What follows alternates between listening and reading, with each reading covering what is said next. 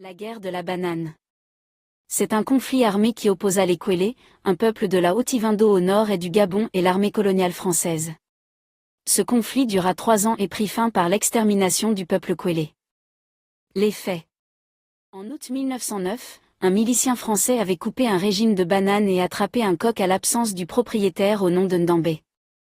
De retour des champs, ce dernier n'ayant pas apprécié le rapt de ses biens, réunit quelques guerriers initiés au Meji ou l'art du combat qui est un rite secret qui les rendait invisibles et vifs comme un éclair.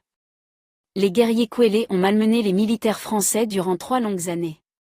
Leur dextérité, leur agilité, leur pouvoir de maniement des saguets et les machettes ont poussé les soldats français et leurs miliciens noirs dans leurs retranchements bien que très bien armés. Voyant qu'ils ne pouvaient tenir tête aux guerriers Kwélé, les Français mis en place une stratégie d'accalmie et d'enterrement de la hache de guerre. En septembre 1911, le poste militaire français de Makokou, chef-lieu actuel de la province, proposa un banquet arrosé de boissons et d'aliments qui fut mélangé à des somnifères. Les guerriers Kwélé mangèrent et burent sans méfiance. Drogué et affaibli, le chef de l'armée française donna les instructions de massacrer les soldats immortels Kwélé. Ce fut le banquet de la mort. Après avoir neutralisé les guerriers Kwélé, le chef de l'armée française ordonna l'extermination des femmes et enfants Kwélé.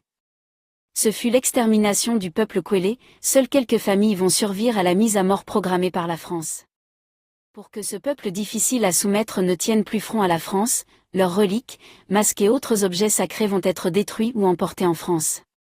À l'aube des indépendances, de ce qui va être du Gabon indépendant, il va être demandé aux dirigeants qui étaient sous le jouxte de la France, de ne point développer cette région, ni école, ni infrastructure dans les zones habitées par les Kwélé. Les Kwélé ne devraient pas également occuper les postes politiques d'importance, ce qui est toujours respecté par les présidents successifs du Gabon.